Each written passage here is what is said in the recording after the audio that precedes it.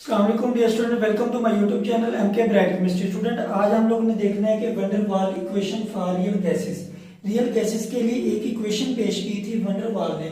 वो कौन सी इक्वेशन थी मेरे पास? वो ये थी P plus M square over V square a multiply इसको करना V minus N B is equal to N R T.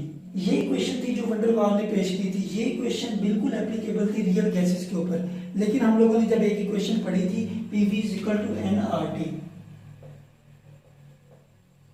ये इक्वेशन सिर्फ और सिर्फ आइडियल गैसेस के ऊपर एप्लीकेबल थी, लेकिन रियल गैसेस के ऊपर एप्लीकेबल नहीं थी। इसी वजह से जो वैन डर वाल थे उन्होंने प्रेशर के अंदर थोड़ी चेंजिंग की और वॉल्यूम के अंदर थोड़ी चेंजिंग की। चेंजिंग करने के बाद हमें एक इक्वेशन थी, ये जो इक्वेशन है इसे कहते हैं रियल गैस इक्वेशन, क्योंकि ये इक्वेशन बिल्कुल रियल गैसेस के ऊपर एप्लीकेबल है।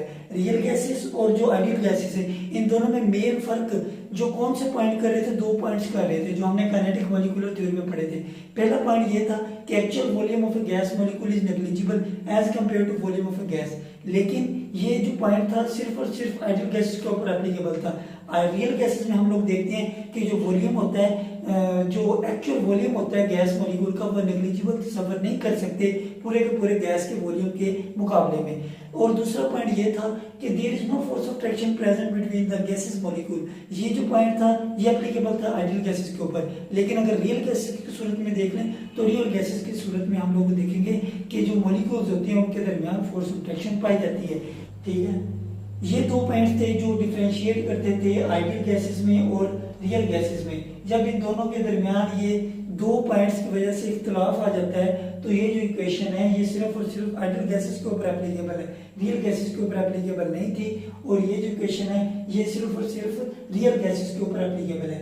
अब ये जो इक्वेशन है इसके अंदर हम लोगों ने क्या किया है, मेन हम लोगों ने रियल गैस की जो इक्वेशन बनाई है इसके अंदर एक तो जो जनरल गैस इक्वेशन है इसमें जो प्रेशर लेते हैं इस प्रेशर के अंदर थोड़ी करेक्शन की है, और वॉल्यूम है वॉल्यूम के अंदर थोड़ी करेक्शन की है। आज हमने बेसिकली ये स्टडी करना है कि जो प्रेशर है प्रेशर के अंदर क्या करेक्शन करनी चाहिए कि हमारी जो जनरल गैस इक्वेशन है ये कन्वर्ट हो जाएगी रियल गैस इक्वेशन में, और जो वॉल्यूम है वॉल्यूम के अंदर क्या करेक्शन करें तो जो हमारे पास इक्वेशन बन जाए वो रियल गैस इक्वेशन बन जाए।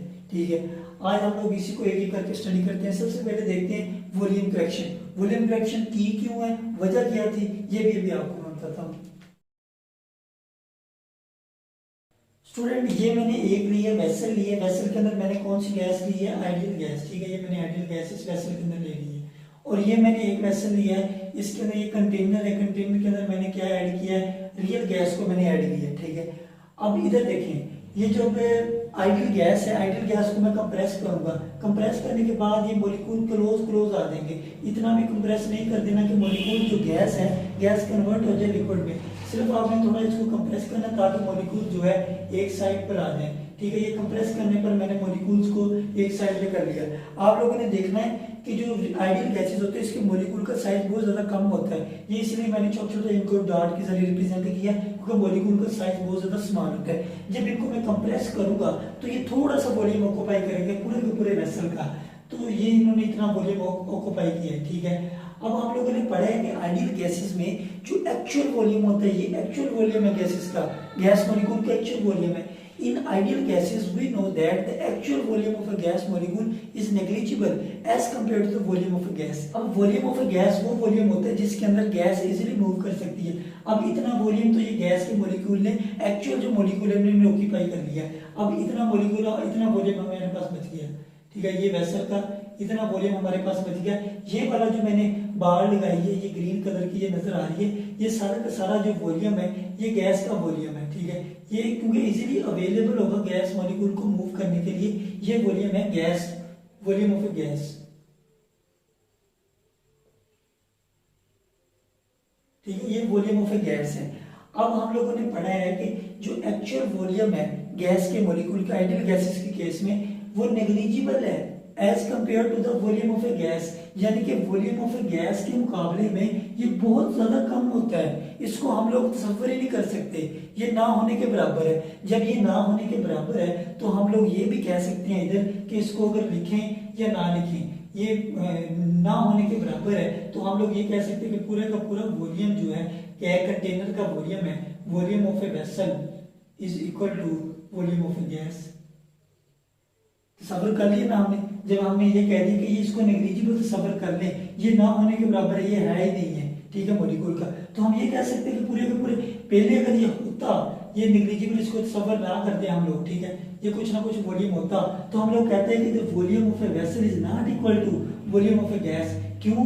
इसका भी वॉल्यूम है कुछ ना कुछ, लेकिन हमने ये पढ़ लिया कि आइडियल गैसेस के केस में ये जो एक्चुअल वॉल्यूम होता है गैस मॉलिक्यूल का, ये छोटा सा मैंने जो रिप्रेजेंट किया है, ये नेग्लिजिबल है as compare to volume of a gas. तो इस केस में हम कह सकते हैं कि volume of a vessel is equal to volume of a gas. समझ लगी बाप इसको, इस पॉइंट की? अब इधर आ जाए, इस केस में जो मॉलिक्यूल्स होते हैं गैस मॉलिक्यूल के, रियल गैस मॉलिक्यूल के, रियल गैसेस के जो मॉलिक्यूल्स होते हैं उनका साइज बड़ा होता है, वो साइज में बड़े होते हैं आइडियल गैसेस की निस्बत। यानी कि ये सारे के सारे जो वॉल्यूम थे, ये सारे के सारे जो मॉलिक्यूल थे कंटेनर के अंदर, इनको मैंने कर दिया कंप्रेस कर दिया। कंप्रेस करने पर इन्होंने इतना वॉल्यूम ऑक्यूपाई कर लिया है। अब रियल गैस में हम लोग ये फर्क कर देते हैं, ये इसमें एक्चुअल वॉल्यूम है गैस मॉलिक्यूल का, और ये जो वॉल्यूम ऑफ ए गैस है, यहाँ पे कितना वॉल्यूम ऑफ ए गैस है, यानी कि फ्री वॉल्यूम, कंटेनर का फ्री वॉल्यूम कितना है जिसके अंदर गैस इजीली मूव कर सकती है, वो इतना वॉल्यूम है, ठीक है। ये वाला वॉल्यूम नहीं होगा गैस का, सिर्फ इतना जो खाली है, खाली हिस्सा कंटेनर का, वो वॉल्यूम ऑफ ए गैस है। अब इधर इस केस में हम लोग we can not consider negligible actual volume of a real gas because in this case the molecules have larger size, इनका साइज बड़ा है, ठीक है, साइज बड़ा होने की वजह से हम लोग इसको नेग्लिजिबल सफर ही नहीं कर सकते। तो इधर इस केस में वॉल्यूम ऑफ गैस क्या होगा, volume of gas is equal to volume of gas is equal to volume of a vessel. पूरे वेसल का जो वॉल्यूम है इसमें से माइनस करें हम लोग इसको क्या नाम देते हैं, बी, इसको मैंने बी का नाम दिया, इसे कहते हैं एक्सक्लूडेड वॉल्यूम, एक्सक्लूडेड वॉल्यूम, इसको रिप्रेजेंट करते हैं बी। अगर मैं वॉल्यूम ऑफ ए वेसल में से इसको निकाल दूं तो वॉल्यूम ऑफ ए गैस बच गया, volume of a vessel minus B. B मैंने क्या किया, ये एक्सक्लूडेड वॉल्यूम है, जो एक्चुअल वॉल्यूम है गैस मॉलिक्यूल का, रियल गैस मॉलिक्यूल का जो वॉल्यूम है वो बी है। अगर मैं वेसल में से इस बी को निकाल दूं तो मेरे पास जो वॉल्यूम आएगा गैस का, वो वॉल्यूम ये वाला होगा, ठीक है, ये वॉल्यूम होगा गैस मॉलिक्यूल का। लेकिन उस केस में हम लोग क्या करते थे, volume of vessel is equal to volume of a gas. ये मेन डिफरेंस है आइडियल गैसेस और रियल गैसेस में। अगर इनके वॉल्यूम हमने लेना है, वॉल्यूम ऑफ ए गैस लेना है, तो वेसल में से बी को माइनस करके हम लोग वॉल्यूम ऑफ ए गैस लेंगे, ठीक है। अब इधर इक्वेशन देखिए, जनरल गैस इक्वेशन जो हमारे पास है, यहाँ पर जो वॉल्यूम पुट किया गया है, ये वॉल्यूम ऑफ वेसल को पुट किया गया है। अगर वॉल्यूम ऑफ वेसल को पुट किया है तो ये रियल गैस इक्वेशन को कैसे माने, किस वजह से माने, समझ लगी ना आपको? क्योंकि इधर जो वॉल्यूम यूज करते हैं वो वॉल्यूम ऑफ वेसल यूज कर रहे हैं, क्योंकि वॉल्यूम ऑफ वेसल और वॉल्यूम ऑफ गैस बराबर है। अगर आप वॉल्यूम ये वाला यूज करें तो फिर कहेंगे कि ये इक्वेशन जो है इसके अंदर आपने करेक्शन की है, और फिर हम कह सकते हैं कि इसके अंदर करेक्शन होगी और अब इस गैस इक्वेशन को, इस जनरल गैस इक्वेशन को रियल गैस भी मानेंगे, ठीक है। अब हमारे पास अगर आ जाता है volume n number of molecules है इधर प्रेजेंट, तो हम लोग कैसे लिखेंगे, volume of vessel minus NB is equal to volume of gas. यानी कि ये वाला वॉल्यूम पुट करें आप जनरल गैस इक्वेशन में, फिर हम लोग कहेंगे कि ये जो इक्वेशन है इसके अंदर आपने वॉल्यूम करेक्शन की है, ठीक है। जो वंडर वाल था उसने काम ये किया था, उसने यहाँ पे ये जो वॉल्यूम यूज किया, इस वॉल्यूम की जगह ये वाला वॉल्यूम यूज किया, तो उसने कहा जो एक्चुअल में वॉल्यूम ऑफ गैस है, रियल गैस का, वो वॉल्यूम यूज करें आप, ठीक है ना, समझ लगी ना आपको इसकी? अब ये तो थी हमारे पास वॉल्यूम करेक्शन, यानी कि अगर ये वाला वॉल्यूम यूज करें इस वॉल्यूम की जगह ये जो V है, तो हम लोग कह देंगे कि वॉल्यूम की करेक्शन हो गई है, ठीक है। अब हम लोगों ने पता चल गया कि वॉल्यूम की करेक्शन कर ली। अब इसी तरह प्रेशर की करेक्शन भी करनी है। प्रेशर की करेक्शन क्यों करनी है, दूसरा पॉइंट जो था जनरल गैस इक्वेशन, दूसरा पॉइंट था जो काइनेटिक मॉलिक्यूलर थ्योरी हमने पढ़ी थी, उसमें ये था there is no force of traction present between gas molecules, यानी कि मॉलिक्यूल के दरमियान कोई फोर्स ऑफ ट्रैक्शन है ही नहीं है। लेकिन अगर रियल गैस के सूरत में हम लोग देखें तो मॉलिक्यूल के दरमियान फोर्स ऑफ ट्रैक्शन पाई जाती है। अब एक गैस है जिसके अंदर फोर्स ऑफ ट्रैक्शन है और दूसरी गैस है जिसके अंदर फोर्स ऑफ ट्रैक्शन है नहीं। अब ये मॉलिक्यूल इसके ऊपर प्रेशर लगाएंगे, ये अलग अलग कैटेगरी का होगा अगर इनके दरमियान फोर्स ऑफ ट्रैक्शन है। अब ये मॉलिक्यूल इस वाल के ऊपर जब प्रेशर लगाएगा तो ये कैटेगरी अलग है, इन दोनों के प्रेशर अलग होंगे। अब ये जो प्रेशर करेक्शन है ये अभी इधर देखते हैं। अब इधर देखिए, ये मैंने एक कंटेनर ले लिया, इसके अंदर मैंने गैसेस मॉलिक्यूल लिए। कौन से मॉलिक्यूल दिए? रियल गैस मॉलिक्यूल, ठीक है। अब जब मैंने मॉलिक्यूल दिए, हमें पता है कि मॉलिक्यूल के दरमियान फोर्स ऑफ ट्रैक्शन पाई जाती है। रियल गैसेस के मॉलिक्यूल है फोर्स ऑफ ट्रैक्शन। अब इनके दरमियान अगर फोर्स ऑफ ट्रैक्शन है, तो ये मॉलिक्यूल जब इसके ऊपर आकर ट्राई करना चाहेगा, इसके ऊपर प्रेशर एक्सर्ट करना चाहेगा, तो पीछे से इसको कोई ना कोई खींचने वाला तो है ना मॉलिक्यूल। मसलन अगर मैं इधर खड़ा हूँ, मैं चाहता हूँ इस वॉल के ऊपर जाकर से ट्राई करूँ, ठीक है। मैं जब इसके ऊपर से ट्राई करना चाहूंगा, मेरे पास यानी कि मैं 10 न्यूटन फोर्स लगा रहा हूँ। अब अगर मुझे पीछे से कोई खींच रहा है, तो मैं अपनी 10 न्यूटन फोर्स उसके ऊपर नहीं लगा पाऊंगा, क्योंकि पीछे से मुझे कोई ना कोई फोर्स खींच रही है।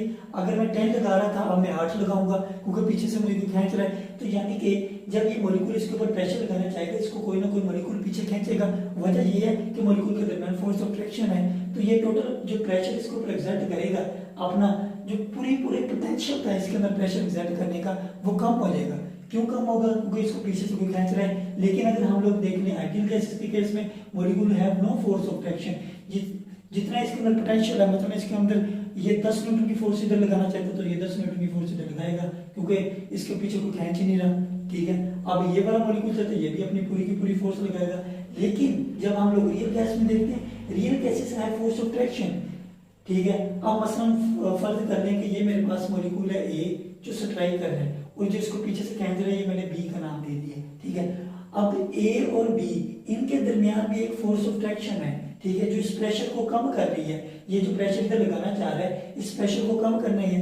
यहाँ पे जो फोर्स है, जो इस बी मॉलिक्यूल इसको खींच रही है, ठीक है, यहाँ पर हमने जो प्रेशर कम कर रही है ये फोर्स, उस प्रेशर को नाम दे देते हैं पी डैश, पी लेसन, इसे कहते हैं लेसन प्रेशर, ठीक है, लेसन प्रेशर।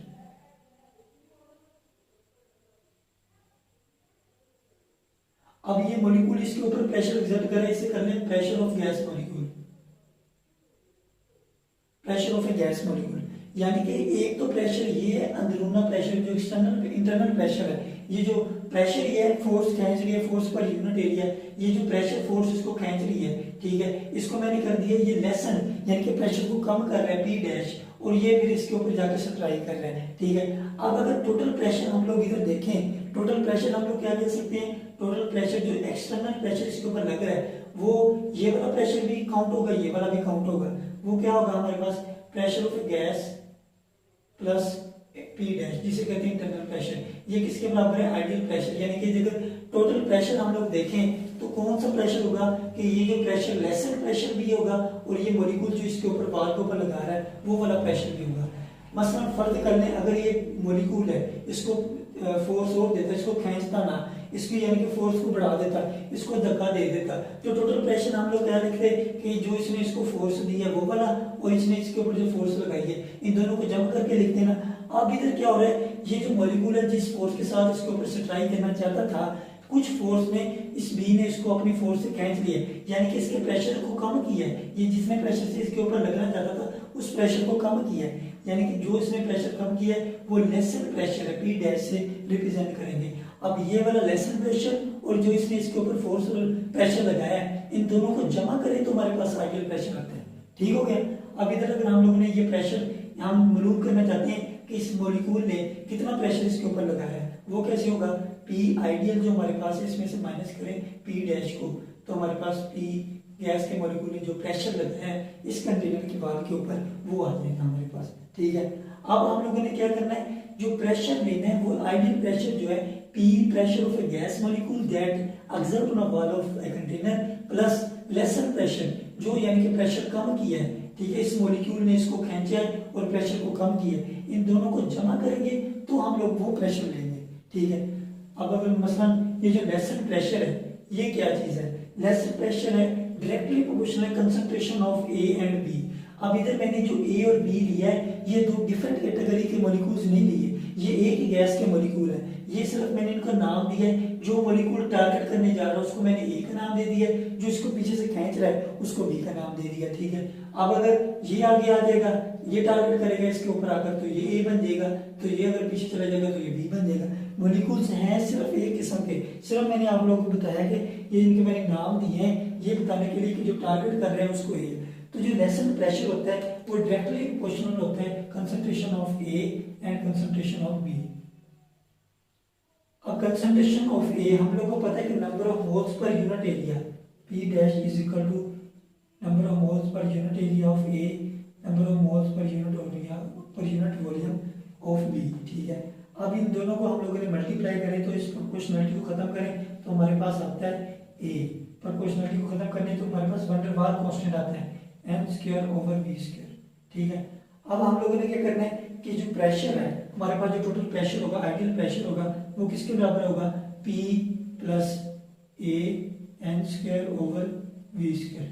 यानी कि ये वाला प्रेशर होगा जो आइडियल प्रेशर होगा, जो टोटल प्रेशर होगा जो ये मॉलिक्यूल्स इस वाल के ऊपर लगाएगा, ये वाला अगर हम लोग प्रेशर पुट करें उस जनरल गैस इक्वेशन में तो हमारे पास क्या इक्वेशन आती है, हमारे पास पहले इक्वेशन थी PV is equal to nRT। ये जो इक्वेशन थी जनरल गैस इक्वेशन के ऊपर, ये जो जनरल गैस इक्वेशन है सिर्फ और सिर्फ आइडियल गैसेस के ऊपर एप्लीकेबल थी, लेकिन अब हमने क्या किया, इस प्रेशर के अंदर चेंजिंग की है, ये वाला प्रेशर इधर पुट करते हैं P plus n a n square over v square, और वॉल्यूम के अंदर जो करेक्शन की है V माइनस एन बी, ठीक है, इज इक्वल टू nRT। ये वाली जो इक्वेशन है ये कहलाती है रियल गैस इक्वेशन, यानी कि हमने प्रेशर के अंदर भी चेंजिंग की है और वॉल्यूम के अंदर भी चेंजिंग की है। इन चेंजिंग करने के बाद हम लोग को जो इक्वेशन मिली है ये कहलाती है रियल गैस इक्वेशन। क्यों, ये इक्वेशन एग्जैक्टली रियल गैसेस के ऊपर एप्लीकेबल है। अब ये जो मैंने आपको पढ़ा रहा था वॉल्यूम करेक्शन, उस केस में मैंने एक पॉइंट स्किप कर दिया था, वो ये था कि जो एक्सक्लूडेड वॉल्यूम होता है इज इक्वल टू होता है 4 molar volume, 4 time of molar volume. यानी कि किसी गैस का जो मोलर वॉल्यूम हमने पढ़ा है तो मोलर वॉल्यूम होता है 22.414 dm³। ठीक है, ये गैस का वॉल्यूम होता है मोलर वॉल्यूम, यानी कि एक मोल जो गैस का ऑक्यूपाई करता है वॉल्यूम वो ये होता है। अब इसको अगर 4 दफा कर दें तो हमारे पास B के बराबर आता है।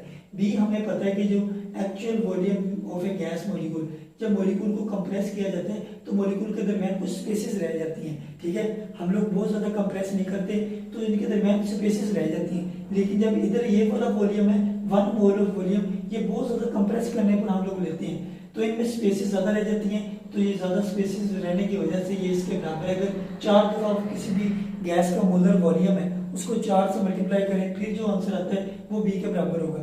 वजह ये मैंने आपको बता दी कि जब वॉल्यूम को कंप्रेस किया जाता है तो इनके दरमियान कुछ स्पेसेस रह जाती हैं, इसी वजह से ये उसके बराबर आता है। ठीक है, उम्मीद करता हूँ कि आपको आज के लेक्चर की समझ आई होगी। फिर भी अगर कोई क्वेश्चन हो तो आप कमेंट सेक्शन में पूछ सकते हैं। अब हम अपने नेक्स्ट लेक्चर के अंदर मिलेंगे, तब तक के लिए अल्लाह हाफिज।